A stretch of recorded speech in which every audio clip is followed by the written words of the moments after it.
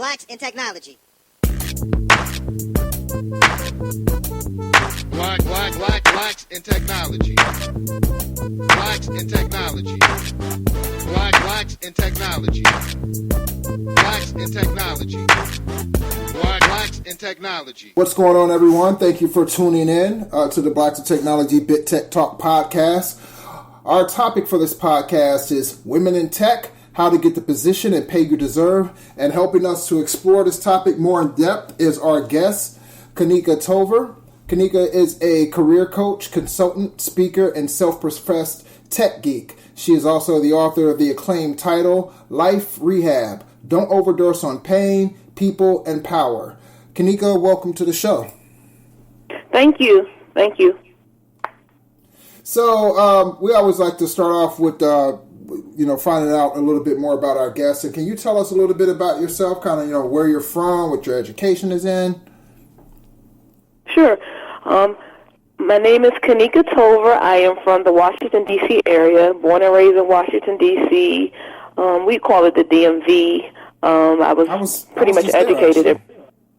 Are you were? Yeah, just earlier this week I was there. Oh, okay. Cool. Nice. I was educated in Prince George's County, Maryland. Went to Bowie State University for a computer science degree, so my background is in computer science. I spent majority of my career in the federal government IT space. Okay. I worked in several different agencies as a federal employee and climbed up the ladder to, get to being a project manager at the age of 26 and 27, and then I left the government around 2014 to actually go into private sector. So I went to go work for Deloitte and work with some other consulting firms, working directly still with the government. I was just on the opposite side. I spent, 15 years in the industry focused on developing websites, leading projects focused on mobile app development and just a lot of, end-to-end QA testing for different, internal legacy systems that the government is still maintaining. Right now, I'm transitioning into being an entrepreneur. I have my own digital consulting company, and then I also do career coaching. And I primarily focus on helping African Americans, be able to, acquire the salary and jobs that they desire based on my past experiences.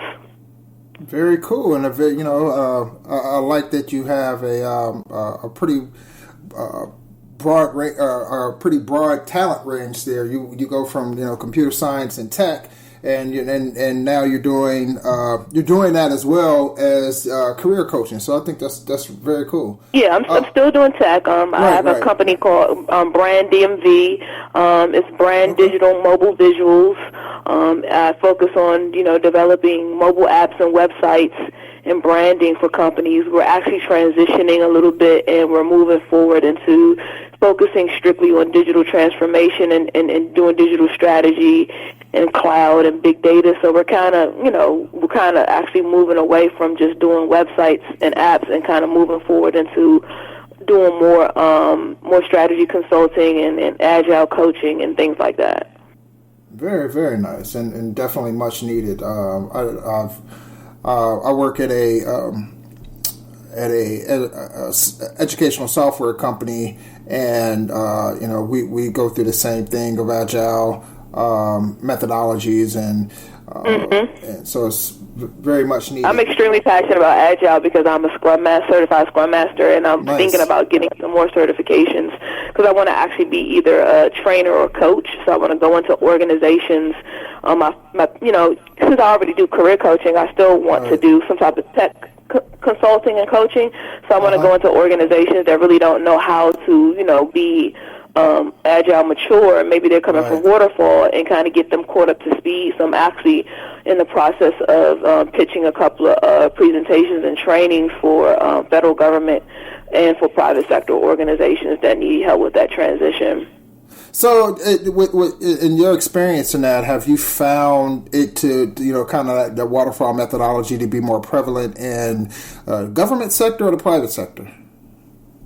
I learned more about Agile when I was actually at Deloitte. So when I was working in the government, we primarily was using waterfall or somewhat of a hybrid.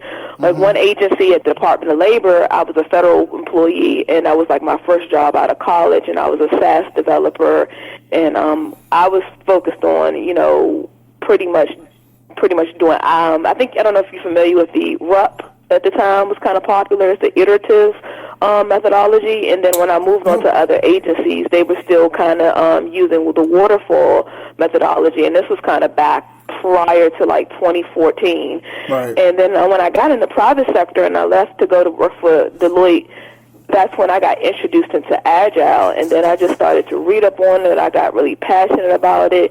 And I wasn't doing as much programming anymore. I was more so a functional senior consultant.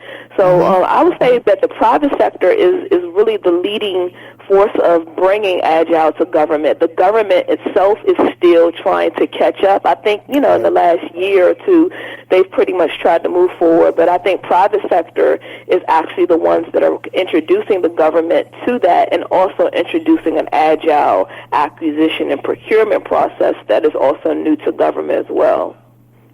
Interesting.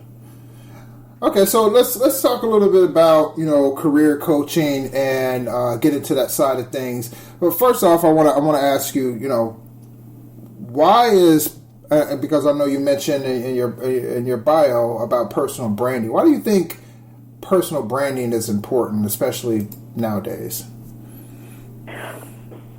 At first I think, when you come out of college, you really don't even know much about personal branding.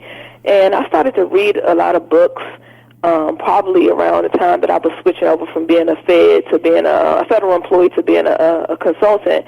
And I really think personal branding, what I've learned over the last maybe 5 years, is that it really allows you to figure out, what is a good fit for you as a person. So, personality fit, it helps to identify, company culture fit. It helps to identify, what type of team dynamics that you like, because if you're in tune with yourself, right, you can basically brand yourself enough to figure out what organization works well for you career-wise. And I started to really become really comfortable, like towards the end of my 20s, really started to become comfortable with the idea of, hey, I'm a cool geek, in some regards I'm a corporate rebel. In some regards, I'm a career dropout, which is the entrepreneurial spirit of me. But all of those things make up who I am, and it doesn't take away from my knowledge or my subject matter expertise that I can give to an organization. But when I come in, I'm Kanika, so I'm the young lady that's sometimes on a team where there's not a lot of, African Americans. But what I found out is that people really like it when you're authentic, and a lot of people attach to me even though they're other races or from other, backgrounds. So I think it's important to be yourself, but also to show that you're sharp and smart at the same time. Yeah, I certainly agree with you there. I mean, even with me, I've been in IT for over 15 years, and it actually took me a while to become, being more comfortable with myself, right, and showing that authentic side of myself, and really, to put it bluntly, not really giving an F about, right, exactly.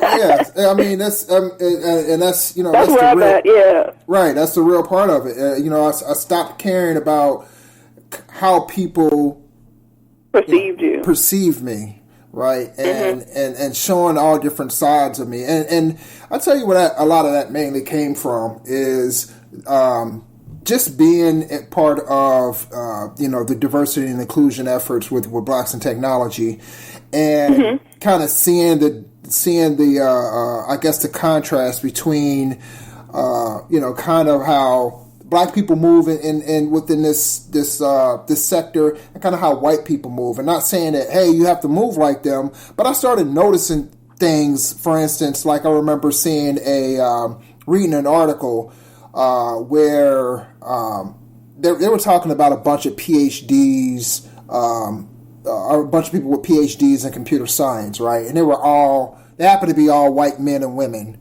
And looking at that, the photograph of, I don't know, there were probably 9 or 10 of them. You would never think well, you probably would never know that they had their PhDs in computer science, because they just looked like they were having fun. They were wearing shorts. They were making goofy faces and things like that. So that was one of the things. The other thing was there's a gentleman by the name of Jono Bacon, and he at the time he was the leader of, or I guess the lead community advocate or something like that for Ubuntu, right? And I looked up his wiki page, and I seen that he was part of a thrash metal band, and and I'm looking like, really? Jono Bacon was, and I looked at it, just reading through his wiki page, and I'm just like, now this is cool. Like now, I started saying, hey, I'm bringing all the barriers down. I'm showing my true self. It doesn't matter, So like when I go in and I go in to speak to students, or I go in to speak to anybody for that matter, I let them know that, hey, I love hip hop, I love comics, I love Linux, I love this, I love that. And I don't hold any of that stuff back for fear that somebody might perceive me a certain way, because I'm looking at all these other people like they don't mind, so why should I, right? Yeah. So, excellent. And I totally agree with you. When I go and speak at organizations or schools, or go back to my old high school, or I went to a predominantly African American high school, and I went to a HBCU. What I think, when you become really in tune with yourself, it's the cool way, because I think when you get out of college, you're trying to like do it the corporate way, or you conform to think in your mind that you have to do things the way that it's just like one way to do it, and you have to not be yourself.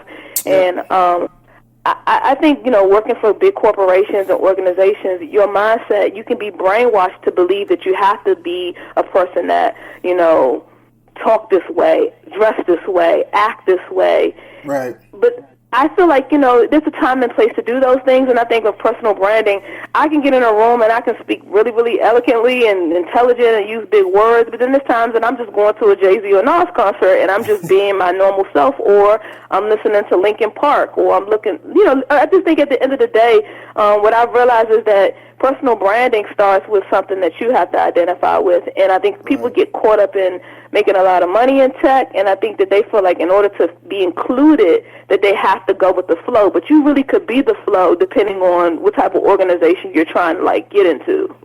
Yeah, I like that. I like that statement. You can be the flow.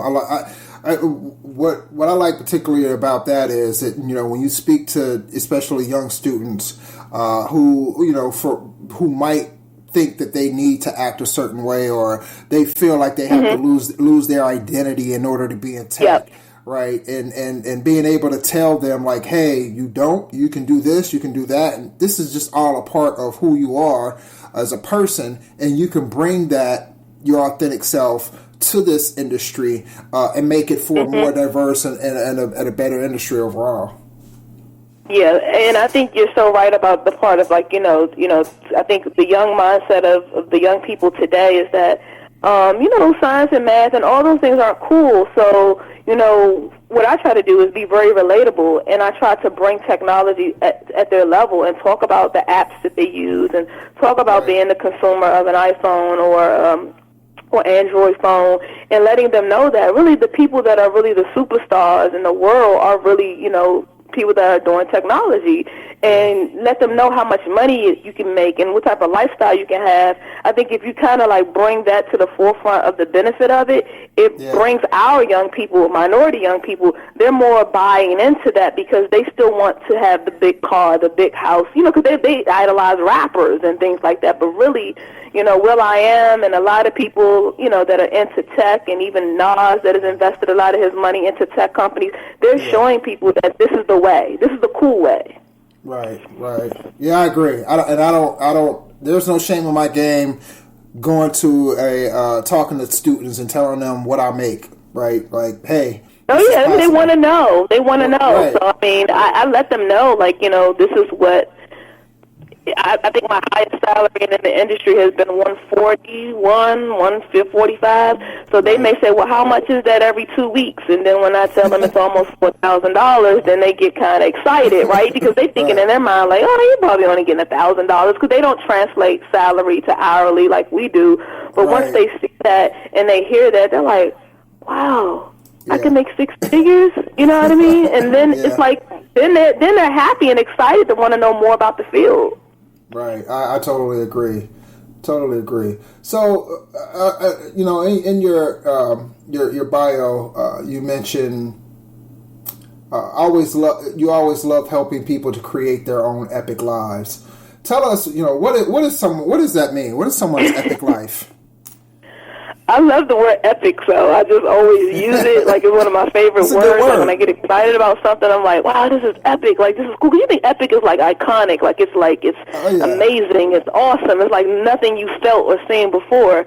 Yep. So for me, when I do my career coaching, I like to have a lot of enthusiasm and excitement, and I like people to bring their goals, and I like them to bring, you know, even if it's far-fetched, you know, I think, you know, we kind of stay in these boundaries of being so realistic. And I think really someone's epic life is allowing them to make a dream or an idea come out through the use of their career. Or maybe they basically was only making $50,000, but now some of them are getting jobs making $80,000, or now they're getting a security clearance. So whatever they thought was unrealistic to them, I want to make it epic for them to let them know that it's 100% realistic, but these are the steps to get there. Love it. I love it. Love it. So let's take a step back. How'd you actually get involved in career coaching, and kind of how did that and you having a tech background, I know how that kind of evolved into you career. That's a good question. In tech industry. Yeah, tell us. Yeah, because actually, when I was younger, like, you know, all my friends would come to me. I would just write people's resumes, and it just became natural to me to write a resume and to tell a story, and they'll get a job. Like, they couldn't get a job before, and then they'll say, "Can you write my resume for me?" And I'll charge $50, $100 at this point in time, back, you know, years ago. And then I started to get passionate about saying, wow, these people are actually getting jobs. Like, I could actually do this and make money doing it. And then what I started to see in our community, we never really took advantage of career coaches.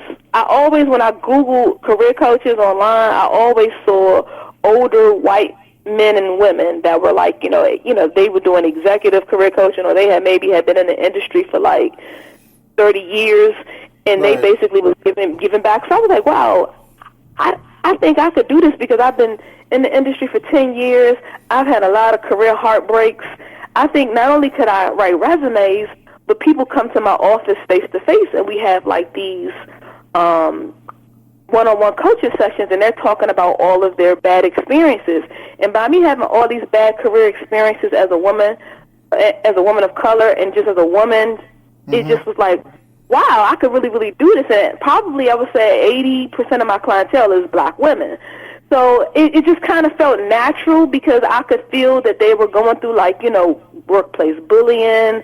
These people were discriminated against. These people were getting lowballed on their salary. And I kind of was just kind of more so a rebel professional. And I kind of just broke the rules, or asked the right questions so I could break the rules. And then I just started reteaching those type of things that I learned over the last 10, 12 years to other young people, or some of my clients, they're older. They're Gen Xers, or they're baby boomers. So, just helping people step out of that fear zone. So you mentioned something about earlier about black men and women not having career coaches, or not even seeking them out. Why do you think that is? Do you think it's a cultural thing around maybe people not wanting to be in your business, or why do you think that's a thing?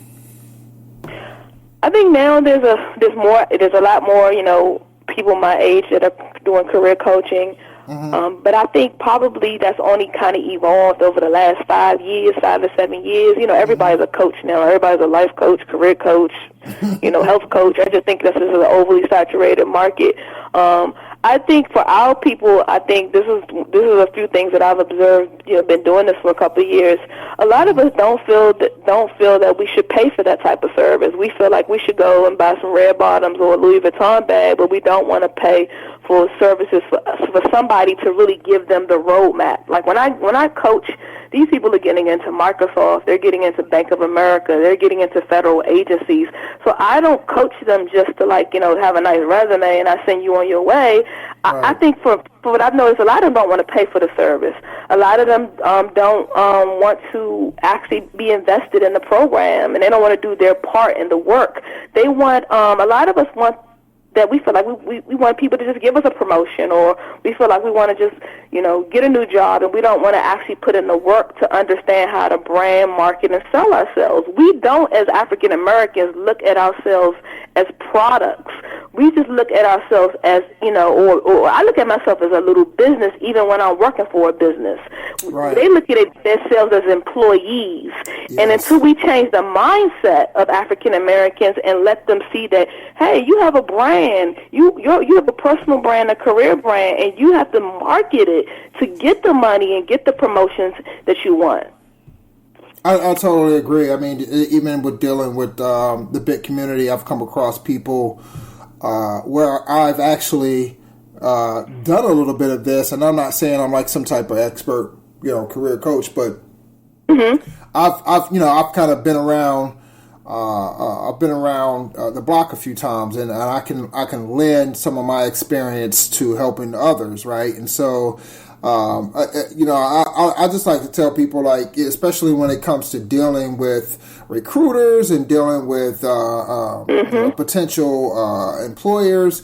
I tell people you have to find out what. You have to first know that you're valuable and that you are a valued service. Like when you actually get hired on to a job, I mean, you basically have a contract between you and that company. You're providing them a service, right? Exactly. And you have to look at it like that. You can't look at it as you being kind of like some subordinate.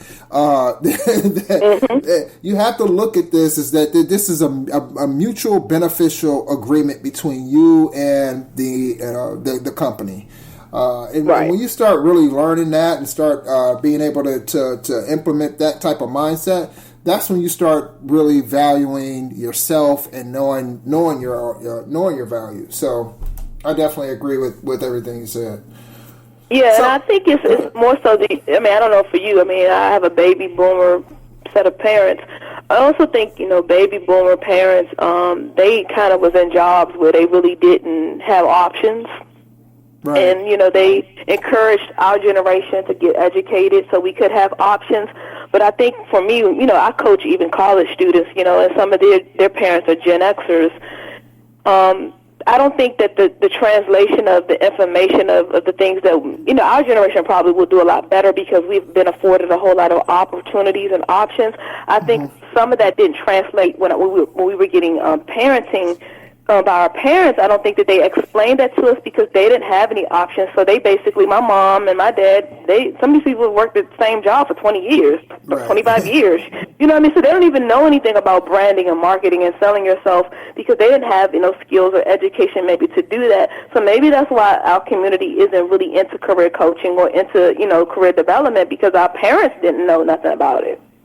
Right. I can see that. I can definitely see that happening. Or that being the case.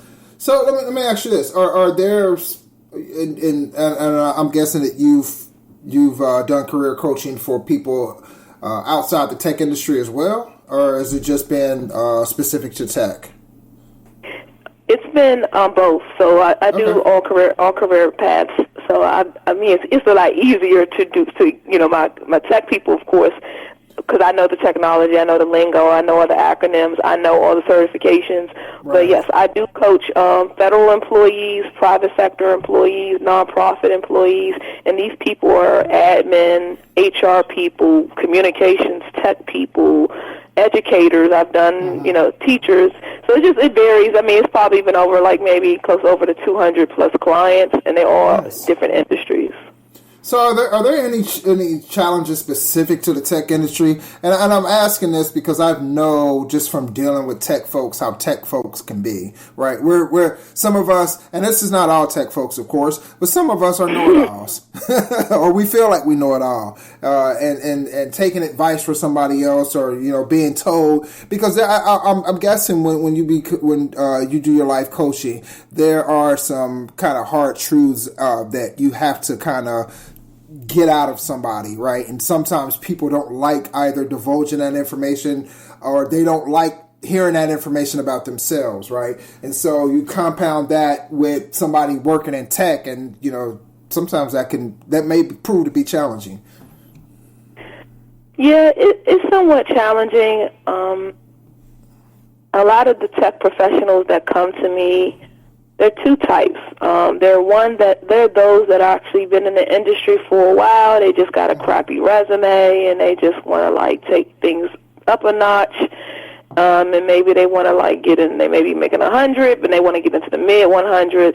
And then I have the people that are kind of new in the industry. They may fresh out of college, or maybe they only got less than 5 years. They're a little bit easier to coach because they actually they know that they want to make six figures, but maybe they just only make 65 or 70 right now. So they're a little bit more in tune to listen. Some of the things that I think that I'd be hard on my tech people about is keeping up with your skills. I tell them, if there's no way that you actually going to be able to keep up with tech, you get paid to learn in tech. And if you're not in it to learn and be a constant learner, you're in the wrong field, because this thing changes every day. So I really try to enforce that a lot. I mean, you get paid to learn. That's what you get paid to do. Out there. Okay. So definitely. I think those that don't want to get certifications, they don't want to do continual education, they don't want to keep their skills up, or they may be working in, I have a client now, he's working in the federal government space, and he feels like he's not being challenged, or he doesn't feel like he's getting, the visibility that he needs. I tell these people to pull up. You have to do what you got to do and move on. If you want to do, this particular client wants to do AWS. His organization doesn't want to, move to the cloud. You're going to just sit there and not move into the cloud when that's the new wave. So he's actually, moving to another job now, and he's going to be doing, more AWS type work. So I have to be very realistic with them, because I know that we're always kind of even though we could be really, really smart, even within in the field, they don't look at you that way. I mean, the other races don't look at you as smart as they are. You have to kind of be on your P's and Q's all the time in that industry, as being an African American. Yeah, I definitely agree. Let me ask you this: how often do you run across people that feel some sense of loyalty to a company? You have to coach them out of that. All the time. All the time. Okay. All the time, especially speak on that a little bit. Especially my federal sector people, because their loyalty is based off of stability. See, let's talk about there's two types of people, I think, in the career space. There are people that saying, at any means necessary, I'm gonna get this money. I was the person when I was working. If I gotta stay at this job a year or 2 years, I'm gonna get what I can get. I'm gonna absorb everything that I can get. I'm gonna get them to pay for this. I'm gonna get them to do this. But I was always more have a hustler mindset. So I always what can I get out of this situation that can level me up for the next situation? And then you have the other people that are this is kind of where I've been for the last 5 years or 10 years, or I like my commute. They're in their comfort zone. But then they're also on the flip side complaining about not getting upper mobility, not getting, they hate their job, right? But then they're loyal to the stability of the fact that they know that they could have this job. So I think for me, I'm so hard and so blunt with that I think at the end of the day, the company gonna always get theirs. Are you gonna get yours? That's my motto. I like it. That's my motto. So I have to sometimes make people feel less fearful because I think more so that's fear that's stopping you from progression most of the time. Most naturally, we all want to progress. Right. But I don't think everybody wants to get out of their comfort zone of like learning something new or going into a new organization, meeting new people. Some people are just scared to interview. You'd be surprised. Some people, they've been on a job for 10 years and they like, I don't know what to do on an interview. I like that you said that. So you've basically found that people, they're not really loyal. They're just fearful of doing something different. Yes. And I think since my clientele is like half government consultants, private sector consultants, D.C. market, we got a lot of tech work right here just in the government alone. So a lot of these private sector tech companies, they directly win millions and billion-dollar contracts with the federal government. And then, I have my federal people. The great thing about being in the tech industry in the D.C. market is a lot of my tech professionals, they have security clearances, and that's like equity. That's like, if you have a secret clearance or a top secret clearance, you basically can get any job you want because it just kind of means like you're more marketable to work in any environment. Whereas my federal IT people, they just can't jump from job to job because they are under different rules and regulations that are mandated by the government. So there could be a hiring freeze, there could be a cancellation of the job, there could be no pay increases. Like in the Obama administration, there was no pay increases. There's just different environments. But then I have some people that will email me and be like, wow, your story about leaving the government and going to the private sector, I love it, but I just don't think I could do it. But they want to leave, but they can't do it. They're scared. Right. So that's fear. Yep. Because they've been getting a paycheck every 2 weeks, and in private sector, it's kind of like,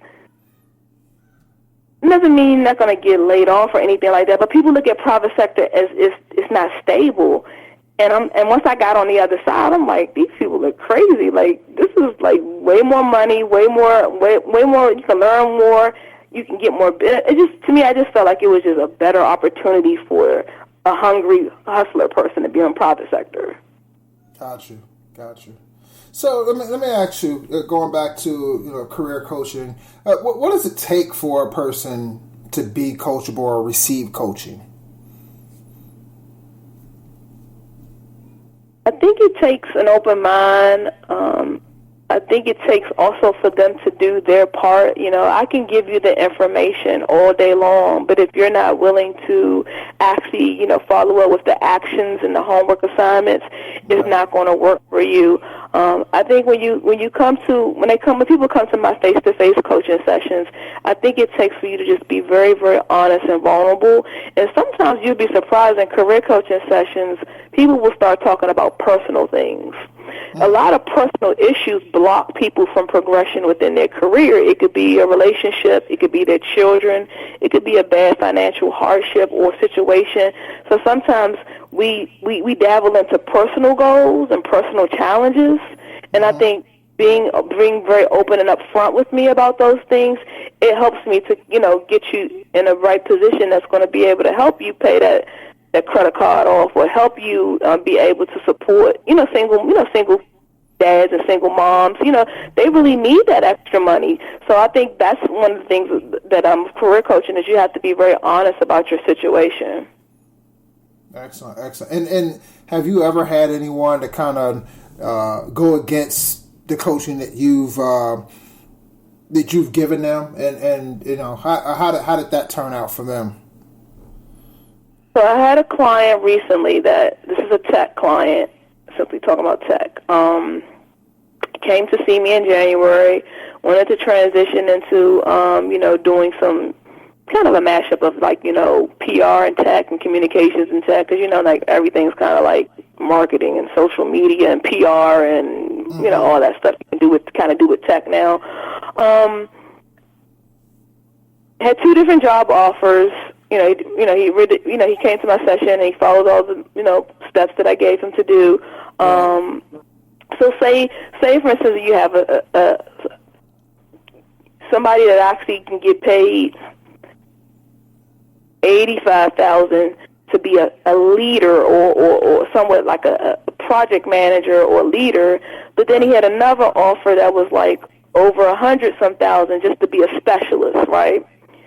Mm-hmm. But really wants to take the job that's $85,000 because that's going to give him more flexibility to be a leader and to learn and have visibility, but at the same time needs to be focused on counter-offering at this point, because why is the other tech companies like Grant Thornton and Raytheon, those are the two companies that kind of like big out here. Mm-hmm. Why would you want to get paid less for more responsibility as a tech lead or versus being a specialist? Right. I tell people, don't fall into the mindset of caring about the job title, because you're going to be swamped with work getting paid $85 when you could have got like, I don't know, it was like $110, $115, I don't know what it was.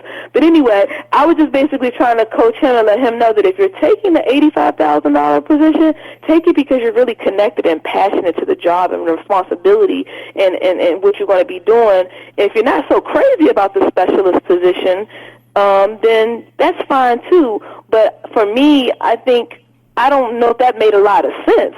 I would get paid for less responsibility, and I would get paid for less responsibility, and then I would get paid more to have little responsibility. I just wasn't understanding that, and so we kind of coached him. I coached him through like the salary negotiation process, but I still think he ended up wanting to take the $85,000 job. So interesting. I think we as African Americans, I think we get caught up on titles and responsibility. Uh-huh. And I think that sometimes can lose you in the field because you can somewhat be validated by being in charge. Well, you can still contribute a lot just being a team member too. I guess I don't know why we as human beings we think if it's lead or manager it means like we're like better. I don't know. Right. I definitely hear what you're saying. So, you provide life coaching, and some people might kind of confuse that or mistaken that for... Well, no, I don't do life coaching. I just do career coaching. Career coaching, I'm sorry. And some people might mistake that for mentoring. But those two are really not the same, correct? Actually, sometimes, these people, they'll become mentees sometimes because, they call and text and they, need help with these type of things. But I would say that I feel like they actually can be one and the same and used in the same. I think, when you are coaching, mm-hmm. I think you are providing people sound. I've had mentors that gave me sound, actionable advice and practical advice. Right. I think mentoring to me sometimes is you just maybe nurturing them in different areas that's more personable. Like sometimes when I'm dealing with my younger female clients that are fresh out of school, mm-hmm. My mentoring hat kind of come on when they call me about, I think I actually want to move, or I think I want to move out, or I think I want to quit this job because I'm being, something basically is not happening, or maybe there's a relationship problem with a man. I feel like, me as a woman, I can mentor them in those personal areas, but right. Coaching is just saying, this is the blueprint, this is what it is. These are like if you're on a basketball team, your coach is going to give you some plays. You're supposed to go out on that court and execute those plays according to his instructions, where mentoring could be more personable because sometimes people are young and they're fresh out of school, so they're dealing with all of these normal life distractions. Right. Definitely understand. So let's talk a little bit. Let's really get into the depth of this topic: women in tech, how to get the position and pay you deserve. And let's talk, kind of through the process. So, just coming from if you can give us kind of the perspective from a woman's side of things, how do you go about as you know, as a woman, determining a woman's salary for a specific position? Like, what are some of the steps that you take to say, hey, look, like, you know, you're in this position, you should be making this amount? Well, that's a great question. Years ago, I found out about this website called Glassdoor.com. Okay. And it actually gives you like the low, high, and it gives you the low, medium, and high salaries for your city. So it tells you based off of the years of experience and based off of the demographic of the city that you live in, what you should be getting paid. So what I would do is when recruiters would reach out to me, and I knew that I had X amount of years of experience, I knew I was in the D.C. market, and I was, you know, focused on Scrum Master roles or project management roles, I use a lot of my knowledge and information by comparing what other competitors, like other companies were comparing. Like, say I'm working for Deloitte, I'm going to look and make sure that if Booz Allen Hamilton or PwC or these other Big Four consulting firms reach out to me, I want to make sure that I'm doing comparables to the same type of business size of the companies that's coming out to me, coming to reach out to me. And number two, I'm pretty much measuring my years of experience, you know, and based off of, you know, like I said, the city that I live in. Once I started to do that, I really never had an issue with salary, and sometimes I actually got more than what I asked for sometimes because I provided them a really good resume that kind of made it feel like, okay, yeah, you got 10 years plus of experience, you do deserve 150.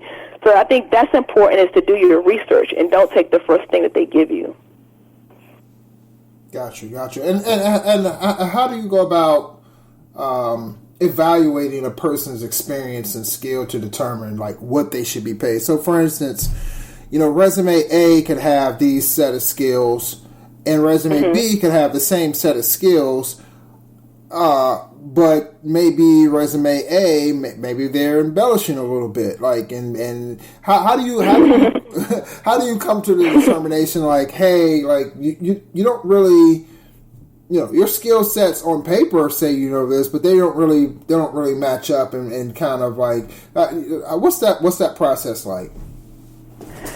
So that process is, you know, really evaluating and talking to the professional and really asking them what are their day-to-day responsibilities. And a lot of times the people that I feel like that really are not embellishing are the people that really know their resume. They don't have to look at it. They don't have to read it. They can tell. I tell people, you know, in my coaching sessions that your resume is just like telling a story. You know, you've worked at these 3-4 different places. It's the same thing if I ask you what you did over the weekend. You should be able to tell me specifically what you have been doing for that last couple of years at that position. I gauge pay, you know, me have been a manager.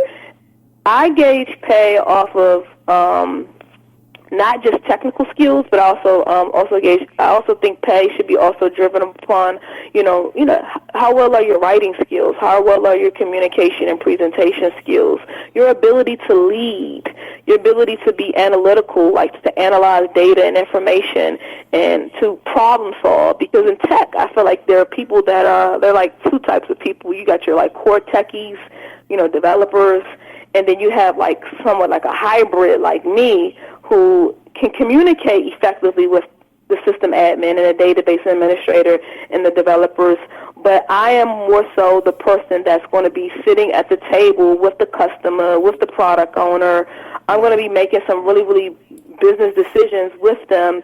And I feel like that's where women in tech and black women can actually, if they get into those type of positions.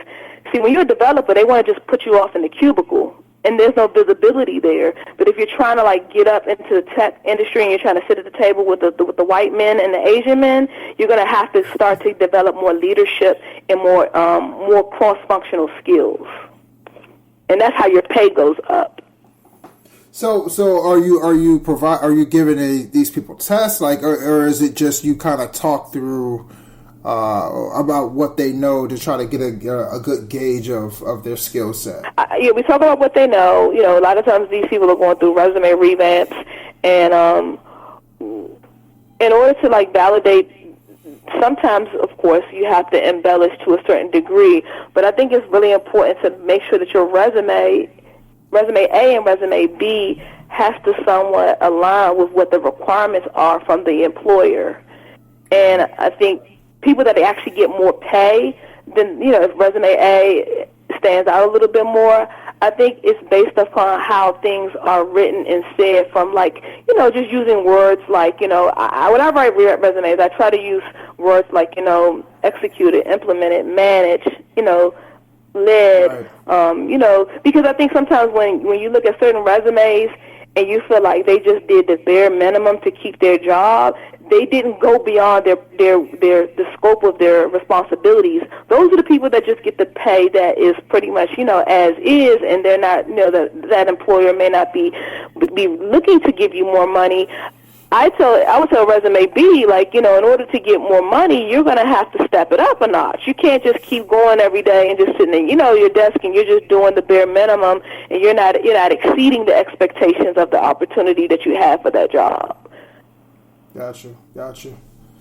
Yeah, I always like to tell people to be, qualitative and quantitative in their resumes. It's not enough to just say you've done something, but how well did you do it, right? Like people can't people can't determine that just by, saying, administered Windows computers. But did you do it badly, or or were you pretty good at it? And and on top of that, you quantify that, saying that you. How many computers was it? Yeah, what was the full time, Exactly. Right. Like you have to, I tell people all the time, you have to provide numbers and metrics to kind of the things that you did, because if you worked at a place that only had one server, right? That's not right. It's not nearly as appealing as administering an AWS environment with 1,000 servers. This is totally different things, and so you have to quantify that in your resume. So those are two of the biggest things. When I look at someone's resume, and I get some here and there, and from members of the big community, the first things that I do is I go through the resume and I say, hey, I don't know how well you did this job, and I don't know, the scope of, what you did. That, it just doesn't tell me. And even there's a program called Perscolas, right, where they take people who are interested in getting into tech, entry-level tech jobs, and, a lot of them haven't been at tech jobs before, right? So they have resumes that where they have jobs that are not tech related, right? So they may be a sales associate or something like that. But I tell them still, there's ways that you can, even quantify what you did there. If you say that you led a team, right? How big was the team? What did you do to lead them, and what did that lead to? Did you save the company money by implementing ideas? And if you did, how much? What percentage? Were you able to be more efficient? If you were, what's the percentage? How much more efficient were you? So I try to tell people, things like that to try to, help them, look at their resume and actually go back and think about, these numbers and how they can add these numbers and these metrics and things to their resume. Yeah, I do that a lot too, because that's the biggest struggle coming out of college. If you haven't had a lot of professional experience, when I have to rewrite resumes or coach them into rewriting their resumes, I try to make every little thing sound tech driven. So it could be you was basically just you may have just been managing and putting records within a database, but just saying that you were actually utilizing an automated database to keep up with record keeping, that's still somewhat computers centric. Right. You may have just been developing presentations, or you may have just developed some reports, utilizing some software tools, whether it's Microsoft Office or maybe it was a whole other internal database. Just saying database or application or software, it really helps, because people seem oh, okay, you were doing somewhat. You may have just been an administrative assistant, but you were doing some tech-type stuff. Right. So, and let's talk about, women in tech specifically, and kind of some of the things that you've, some of the things that you've coached women on specifically in order to be able to get them the position and pay they deserve. Like, what are some of the challenges when it comes to women and coaching women and like getting the position and pay?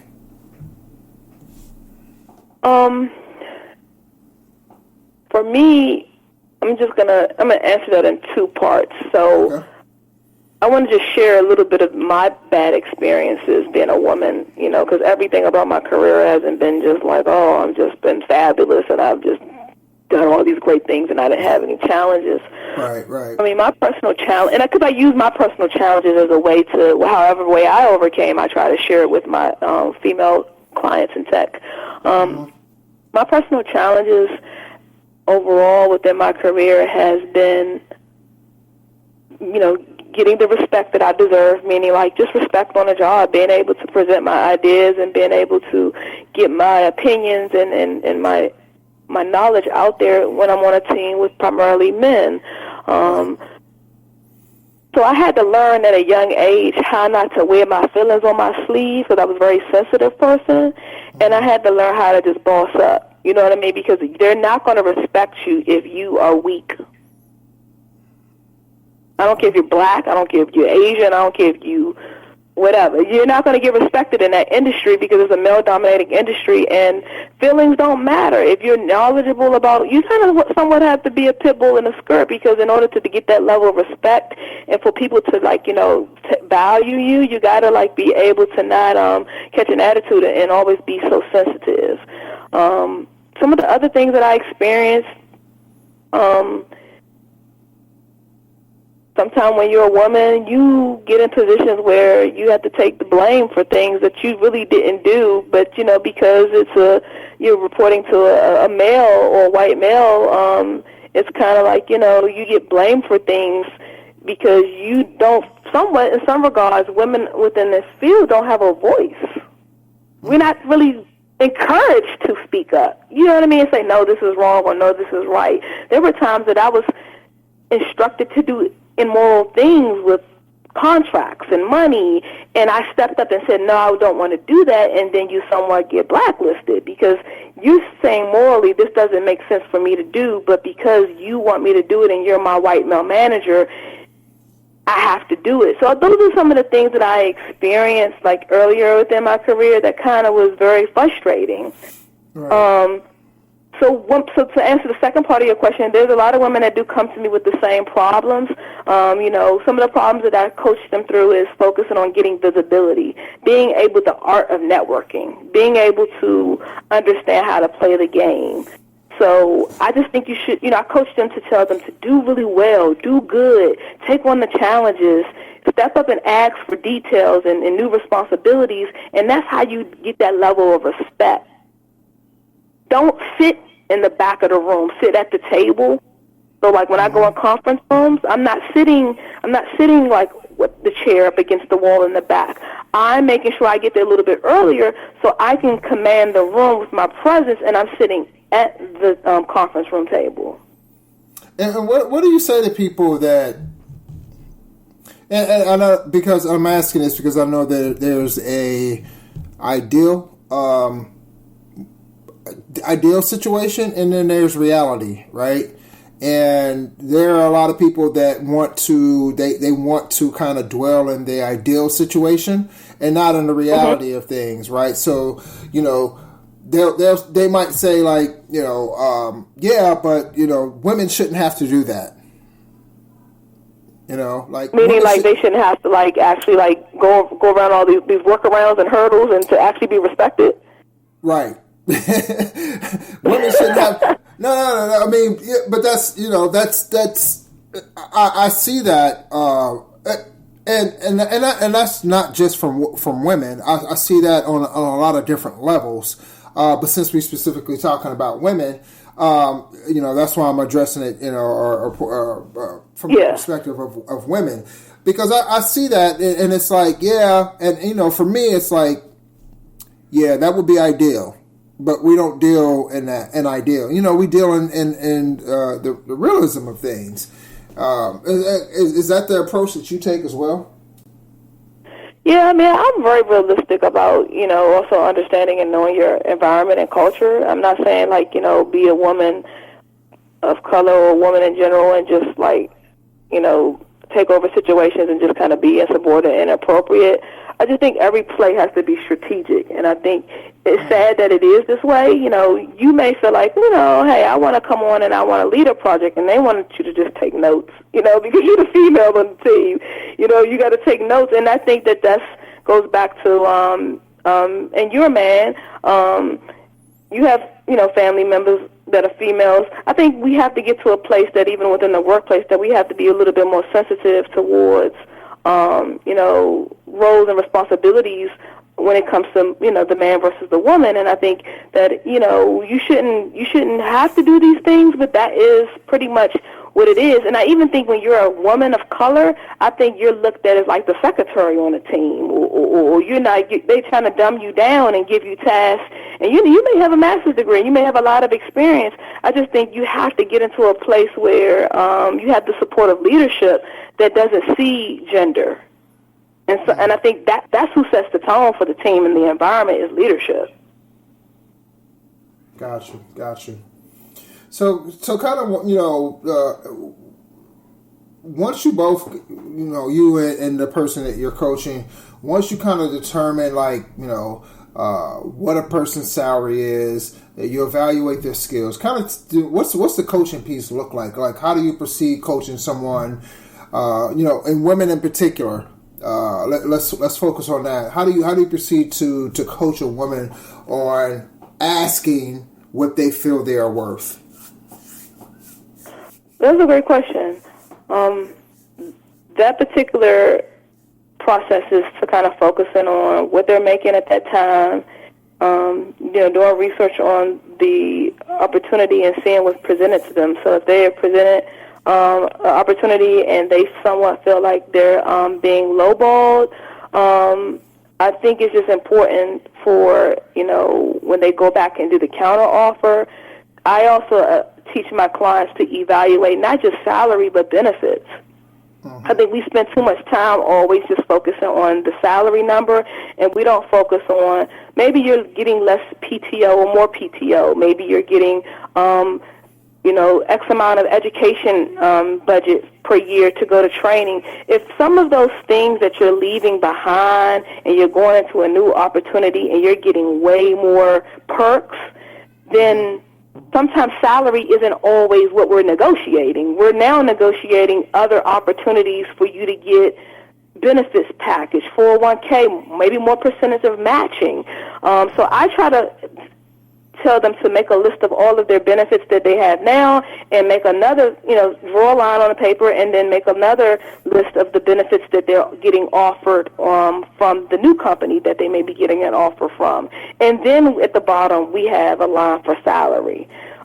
We definitely want to make more than what we're making, but sometimes for me, it's also encouraged to take lateral moves as well, because some people may want to say, hey, I'm teleworking 4 days a week now, and I don't have to sit in traffic, or I'm not traveling 2 hours a day to work. So I just think, when negotiation comes about, I just think as a person, and when they're talking about their individual goals, that negotiation is an individual decision based on different things. Gotcha. And how do you coach? What's your approach like for, let's just say, different personalities? Let's introverts to extroverts, because I know I know I've come across people who are more introverted, and those are the type of people that they may not feel they do as well in interviews. Like for me, I'm more of an extroverted person. I think that coupled with my experience in tech, it helps you probably easily to get a job. Oh yeah, and and that also coupled with the fact that now I'm a lot more comfortable in my own skin and more comfortable with my knowledge and things like that. Like I walk into a job almost like you need to give me this job. Like, Yep. instead of going into it like, please give me this job, right? It's more like, you need to give me this job. So that's a great point. That's an awesome point, and you made a very good point, because personality sometimes does indicate to some employers whether that's someone that they want or don't want. So introvert versus extrovert, I think it's position driven too, right? I think that there are some really, really great tech rock stars that are introverts that some companies are saying that's the right culture fit, and that's the type of person that I want on my team, someone that's going to come to work every day, do exactly what I tell them to do. They're going to be quiet, but they're a high performer. I don't think that we should associate, high performance with people that don't really talk a lot. Because in tech, we know there's some people that don't talk at all, but they are super smart. Right. I think what I coach my clients to do is to evaluate reading up on the culture of the company. So, like, for instance, like when I'm in the job market and I'm looking for a non-traditional white-collar job, so I've interviewed with some startups, and then I've interviewed with companies like Deloitte, then I've interviewed with federal agencies. You know what? They all have its own different culture that will kind of define with that going back to that self-awareness. Right now, I want a job where I can go in jeans and some sneakers and a T-shirt, or I can go casually dressed, but I feel like I'm around a lot of smart people. That's kind of what I want right now, because I've done the whole dressing up thing and the whole traditional thing. I think that helps you identify with your personality, too. So I try to tell them, hey, what type of environment do you want to work in? Because some people say, I'm tired of wearing a shirt and tie and shoes and suits every day, because we're in the Big Four consulting companies. That's the way you're supposed to dress.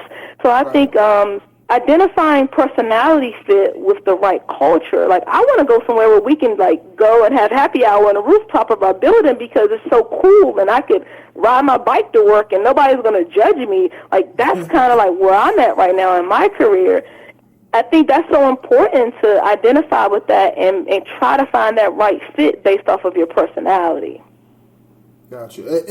Another thing that I do coach people to do is, I don't know if you do this or have done this, I always look at the colors on the staff page. Like some companies is like no color there, right? That tells me a lot. When I go to a page, the About page or the staff page, and I see that there's like no black women, or there's very few brothers on the page, right? That sends me a clear indication of what I may be getting myself into. Interesting. No, I actually haven't told anyone that, but that's a great point.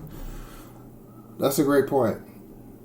I mean, I do it, because I've had to be around so many different types of environments, right. And I know that you can feel isolated, and you have to be in tune with yourself to know, are you really confident to walk in an organization where you are, like, it's only you and one other black person, or are you comfortable with being, I like rainbow companies where everybody's included, so when I go to their websites and I see, like, wow, they have all these different people there of all colors, that gets me excited.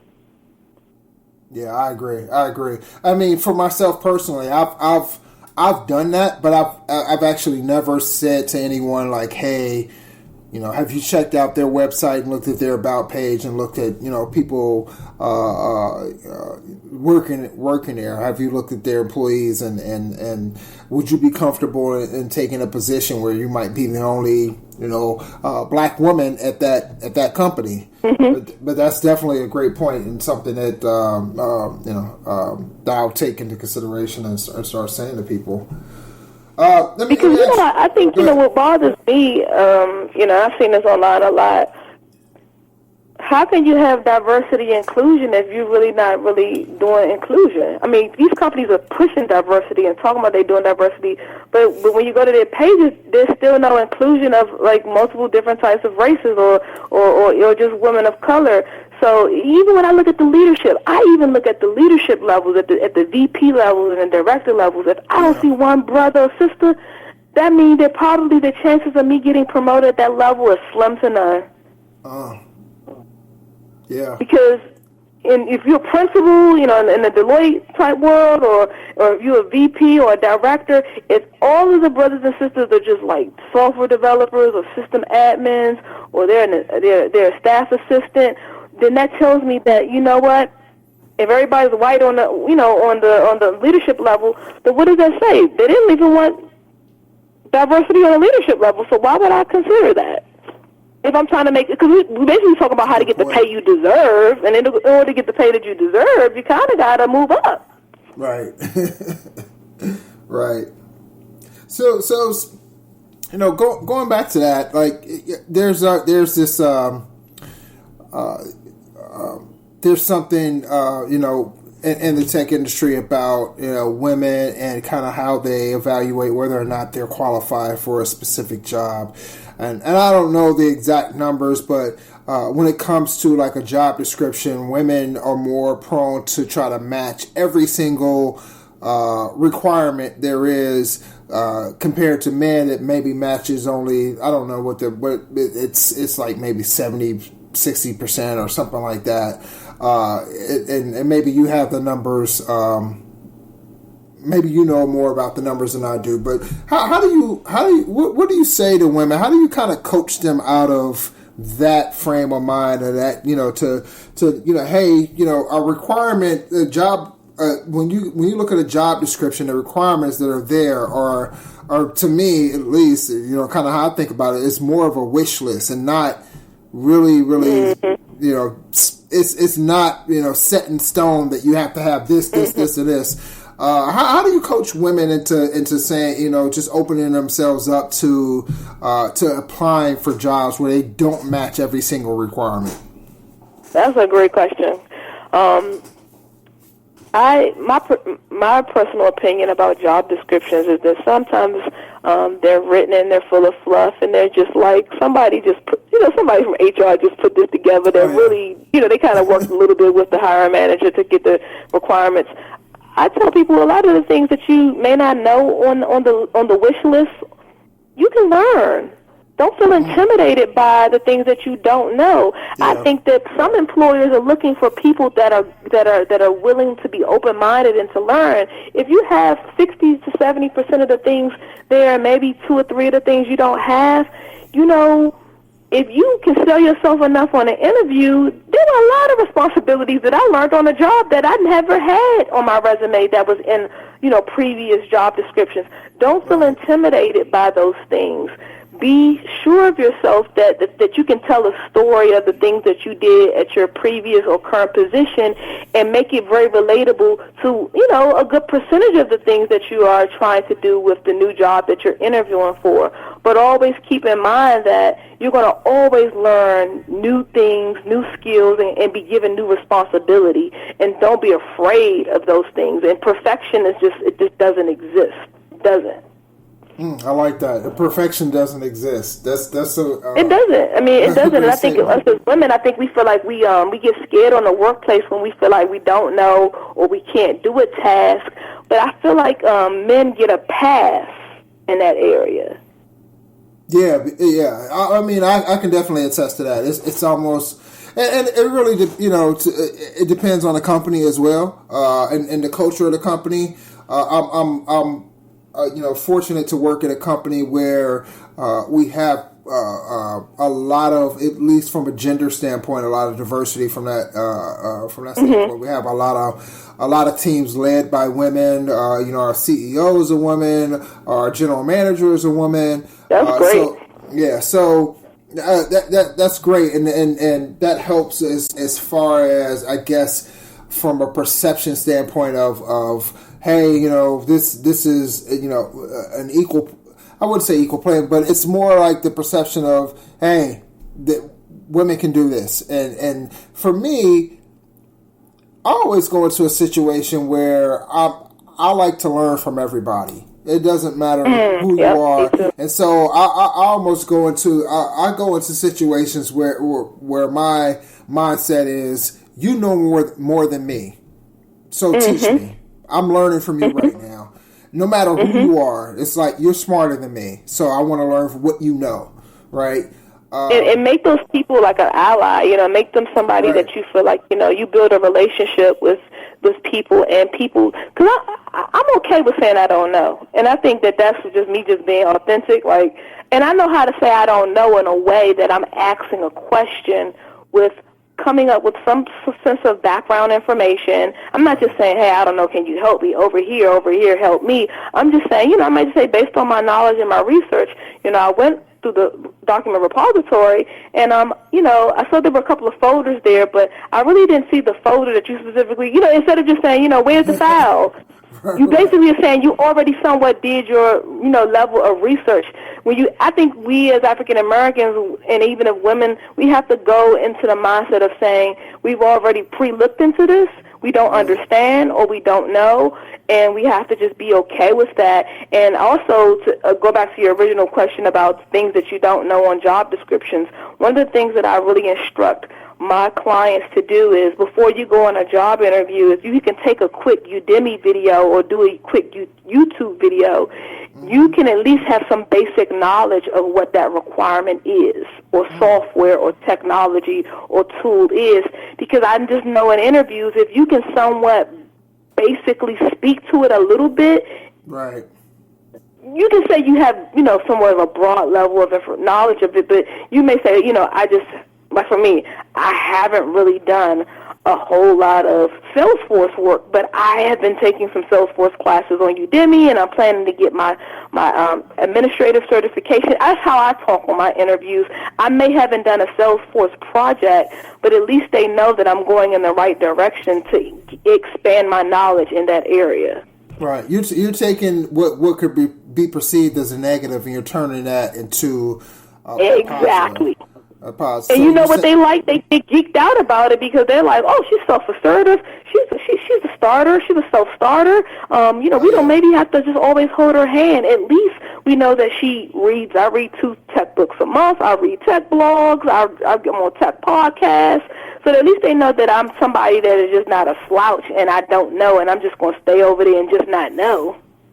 Definitely. I always tell people about early on in my career when I moved from doing just help desk tech support work into getting my first admin job. And I tell people that when I went into the interview, I always tell people, especially when they're getting into tech, set up some type of home lab of some sorts, right? At least for one, to constantly hone your craft, right? That's one reason. But the other reason is that's a talking point going into an interview, because I tell people that's how I got my first sysadmin job. Between me and someone else, they chose me simply because I mentioned that I had a home lab, and I wasn't the type that, hey, I go home and I don't want to touch tech and I just kick off my shoes and I don't want to. Right.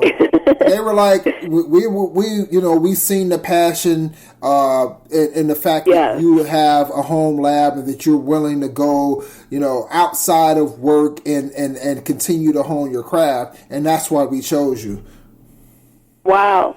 That's an excellent point. I actually coach people, I was telling somebody that came to my office last week about AWS. You can have a free training environment. You can set up your own AWS environment, straight through Amazon. They have, and it's just amazing because these people can pretty much go through all these different lab exercises to get, acclimated to understand the AWS. And, this guy, he was blown away. He's a Oracle, and he was graduating with his associate's degree, SQL Server and Oracle. He wants to be an admin in that. But I told him, when they come to the coaching sessions, what I try to do is for my tech professionals, I try to always let them know what's going on in the cutting edge. So even though you may went to school to be a database administrator, you're going to have to learn cloud. You can't get away from it. Nope. So we talked about that. He was excited. I showed him Udemy and, some of the online courses and things that he could take. Because you don't want to go in the mindset that everything you did in school, that's all you're going to do, because that's not how the real tech world really works. Right. It's just a foundation to get you, you're going to be put in a lot of challenging tech situations. situations where you're not going to know everything, but you just need to stay ahead of the curve. How do you feel? I guess my question to you is, you said that at your position there are a lot of women leaders. What is the difference between working with a woman leader versus a male leader? What's the difference? Huh? Like far as like their characteristics, how they lead projects, how they lead teams, how they communicate. So, let me. I think because this is kind of more embedded in our environment. I don't see that much of a difference. It's almost there's a really smooth transition between having let me say this. I will say this. There is. I actually happen to be on teams where the project manager happens to be a man, happens to be a man of color, and happens to be a woman, and not a woman of color, but just a woman. And so the woman and the man of color were actually, to me, they were a bit more detailed. At least it seemed to me. They were a bit more, and that's not in a bad way. It seems like they were more detailed and more prepared, so to speak. You talking about the people of color? No, so specifically the woman who was a project manager and the man of color who was a project manager on one of our projects. It just seemed like they were just a little bit more detail oriented than anybody else. You know why I think that is so? I think that because I've been a project manager for a while now on multiple different projects. Mm-hmm. I think that it just subconsciously you feel like when you are leading projects and you are a minority, you feel like you have to be detailed and clear and concise and unambiguous and give factual and accurate information, right? Because it seems like you feel like if you don't, then they're going to be looking at you somewhat sideways. But then I would see a lot of white female project managers that were my peers. Say I'm leading the implementation team, and then I have I have the content team over there. I was doing a content migration project.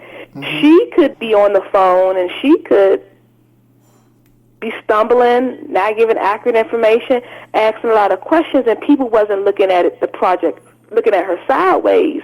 But then every time I came to my meetings or my notes or just anything I had to document, I made sure that I was on point, and any question that they needed to answer at the scrums or at the staff meetings, I made sure that I provided them a lot of information. I think subconsciously I just wanted to let them know, I'm the real deal. She's kind of average, but I'm not average. And I think, I don't know if it's a mindset. I don't know if it's a mindset in us as black people that we feel like we have to be like that. Those of us that want to be successful. Right. And I'm not 100% sure on why that is. It's just something, like I said, I've noticed. It just the engagement is a little bit different. When it comes to dealing with either a woman or either dealing with a person of color. It just seems like the engagement was a little bit different on that level. Yeah, there's a lot of studies that show, the difference between a male leader versus a female leader, and, just the different characteristics. I think overall women, no matter what color, they are nurturing, sometimes, very structured, very organized, and very detail-oriented, just because I think that's just a woman's nature a little bit, or we are, easily to overtalk or be more communicative. I think that's just something, just a woman's characteristic in some regards. Gotcha. Okay, so we have a couple more questions before we get out of here.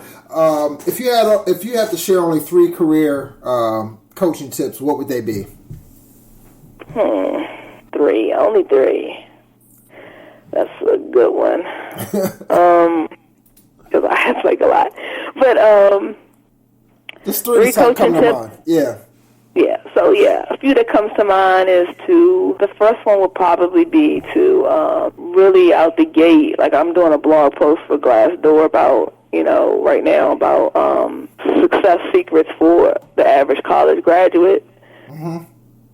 And some of the things that I shared in there was, pretty much focused in on, I think when you come out of college, you just really don't even know what you're getting yourself into with developing your career brand. You're just like happy that you're graduating, but you really don't really know how to go out there and brand market and sell yourself. So one of my tips that I was providing in this most recent post is, I would say for resumes, make sure that you bleed technical skills and technologies all through your resume, because that's basically how you're easily searchable and findable on the job board sites. That's like the first step of branding yourself. You got to put your resume up on the job board sites, and you're expecting hits and people to reach out to you based off of these keywords and these skills, and making your LinkedIn profile and your Indeed profile, beef it up, make it meaty, make it look like you are that dude or that girl they should hire. Because without that, people don't know that you exist in the world if you're not online. Right. The second tip I would say is when you're out the gate, trying to actually focus in on aligning, finding that first position for that first professional position. Going back to what you were saying earlier about focusing on, your sales associate's job or retail jobs. Mm-hmm. I think it's just so important to always be very strategic in identifying organizations that's going to align with your education and your career desires. I don't think it does you good service to just take a job that's totally like far-fetched, because you're building a very inconsistent brand when you do that, when you're not saying, hey, I need to be focusing on finding an organization where I can put my system administrative skills to work or my development skills to work. I think that's so important in the beginning of your career to do. Okay, that's right. And then the third one I would say is to be very intentional about making recruiters and diversity inclusion managers on LinkedIn your best friends. One of my big tips is with LinkedIn is that I encourage my clients to develop an introduction message that basically they could actually DM.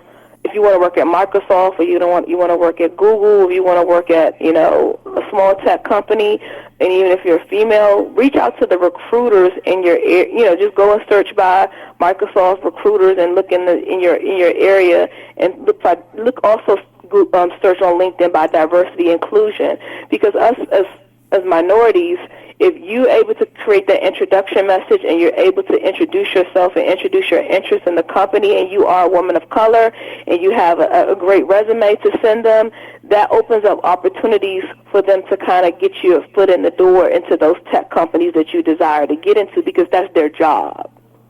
Nice. That's a really good tip. It's one that I've never heard before. That's great. Excellent. Yeah, so that's what I do. Like Capital One has reached out to me, diversity inclusion, and I mean when they call me, they're like, "Hey, we're looking for some brown people." You know what I mean? That's what they do. So if you're really trying to get into these big tech companies and you know that it's very difficult, those people, the recruiters and the diversity inclusion managers, they'll help you out a lot. Very nice, very nice. Real quick, let's tell us a little bit about your book and what inspired you to write it. So my book was written when I was like 28 years old. I was at a crossroads trying to find myself as a black female in the federal government space, and I was just losing myself. I was just, making six figures. I was just basically, married, got a house, got material things, but I was just unhappy. So I wrote the book called Life Rehab, Don't Overdose on Pain, People, and Power. I was overdosing on past situations in my life that happened, and I wasn't letting that go. I was overdosing on friendships and relationships that came to an end. I didn't understand why. People that hurt me, family members, and I just was just like letting it stop me from, moving forward and forgiving. And then power was, as African Americans, sometimes we get really, really like into cars and money and this job and that person, this name brand stuff and job titles, and we just allowed that to validate us. And I was just saying, you know what? I'm going to really, really be my true, authentic self. I'm not going to allow all these things to, make me who I am. And that's kind of how the book came about. So I talk about career, personal experiences, and bad career experiences in the book. Excellent. And where can people purchase that book at? Like, is it online? It's on Amazon. Yep, on Amazon. I'm actually going to be, start selling some more physical copy books through KanikaTolver.com. So they can go to KanikaTolver.com, or you can go on Amazon and you can just put Life Rehab, and you can purchase the Kindle version and the ebook version, and the physical copy is on there. Excellent. And what's next for you in your career and things that you're doing? That's a good question. I want to do another book. So something's in the works with that. It's going to be focused around career-focused book. It's a great title, great topic. It's something that we're kind of like shopping around now for a book deal. So it's just taking its course. The next thing that I'm going to be focused on is branching out and doing more tech talks. So I have a tech talk that I'm doing in September at a conference, digital transformation through Agile and DevOps is the topic. They selected me. So be doing more tech talks. And what conference is that? It's the conference called the Fusion Conference. It's in St. Louis. So I'm actually going to be submitting myself to the digital summit in DC. They have a big conference in a lot of different cities. So what's going to be next for me is focusing on doing more strategic tech talks around my expertise, and also doing more probably some TED talks around like non-traditional rebel style career coaching type talks. Nice. Yeah, definitely keep us informed about that. I'd love to share those talks and share that with the big community. One of the things that we love to see is when Black men and women are speaking at conferences and getting their name out there and getting that visibility. And I always like to shed light on people that are doing that. So just keep us informed. It's kind of hard, to be honest with you. It's really hard to get I've been working on some abstracts. But when I go to tech conferences, I don't know about you, but I sometimes feel like there's not that many of us that are giving keynote speaking or even on panels, and it frustrates me because I'm so enthusiastic about going to these conferences. But when I look at the, when you go and buy your ticket and you say who's speaking, it's like, dang, it's like one of us on there. So that's going to be one of my things is this 2018 is to try to do like 3 to 5 big tech conferences.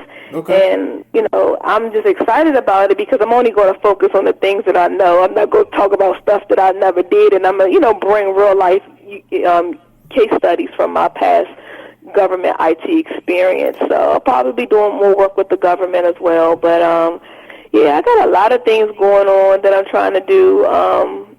Excellent. I'm thinking about a podcast, but I don't know if I have the time. Yeah, podcasts can be pretty time consuming. Podcasts are fun. Like when I started doing podcasts, I didn't know like what was going to become of it, and I didn't think that. I shouldn't say I didn't think. I didn't know how people would take to it, especially being that it was, focused on Black people in tech. All I know is that I wanted to give the, people that type of visibility and provide a platform for people's stories to be heard. And I mean, it's just it's great, and I think more Black men and women should create podcasts, and it's I see a lot. I've been noticing that a lot of people are doing it. At first, I really wasn't interested in doing one, right. but I've been seeing. I'm actually speaking on a couple of other podcasts.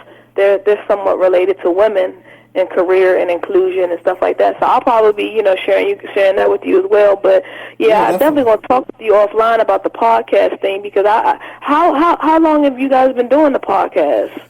So we've been doing a podcast, for a number of years now. I don't even know how long, but I mean we've done over 100 plus episodes. Wow. Yeah, and I mean it's just another way for us to create and increase the visibility of the men and women in our community that are doing a great work, right? So that's how I look at it, and as long as people are receptive and and listening, then I'll keep on doing it. This is just another medium. I always like to say, like, the internet is the biggest biggest media platform there is right now, right? So more of us, I think, should be taking more advantage of the internet and putting ourselves out there and getting this content out there. I think it helps that, especially for other people looking to us, for guidance and direction, and looking at us to be more, to represent them, and to be able to see like another person of color doing this thing. I think it helps tremendously. So as long as you're right. I see that it's beneficial, I'll keep on doing it. Yeah, I appreciate the opportunity to be on your show, and I hope that people could take away some great things from definitely. the advice that we talked about today, and they could really apply it to their career and get out of the fear zone and just focus on just thinking about whatever they want to do that is not unrealistic. I just think we have to. There's some playbooks out here that it really is a playbook, and in order to really, and I may end up doing a playbook, either ebook or I just think there's some unwritten rules around Blacks in Tech that I just think we talk about it a lot on these podcasts and on blogs and on this, but I don't think nobody's really gave somebody like these are like the 10, 12 steps of how to maneuver the system. That's an excellent idea, and even toying around with that title of playbook. I think that would be a great book to have for people to be able to buy and to utilize. So how can before we jump off of here, how can people get in contact with you if they want to learn more about kind of what you're doing and they want to reach out? Sure, no problem. You can reach out to me at kanikatolver.com. That's KANIKATOLVER.com. On Twitter, it's Kanika Tolver. On Facebook, it's Kanika Tolver. And on LinkedIn, it's Kanika Tolver. So you can reach me on pretty much every social media outlet. It's just Kanika Tolver. Excellent. Kanika, I want to thank you for taking time out of your evening and joining us tonight, and wish you the best of luck, and definitely let's keep in touch. Thank you so much. I appreciate it. No problem. Take care. Bye-bye. Bye. And that's it for this episode of the Blacks in Technology Big Tech Talk podcast. I want to thank our guest tonight, Kanika Tolver. Thanks to everyone who listened in on this podcast. If you want to check us out at www.blacksandtechnology.net. Also, we're on the Twitters, and that's at Black and Technology, BLKINTECHNOLOGY. We're also on Facebook, on facebook.com/Blacks and Technology. There's also a LinkedIn group under Blacks in Technology and an Instagram page under Blacks in Technology. If you have any suggestions or comments, email them to us at contactus@blacksandtechnology.net. And as always, tech yourself before you wreck yourself. Thanks a lot. Good night.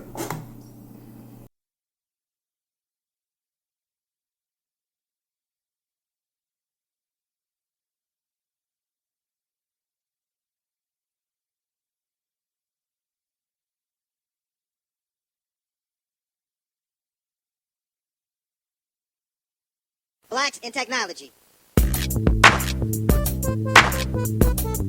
Blacks in technology. Blacks in technology. Blacks in technology. Blacks in technology. Blacks in technology.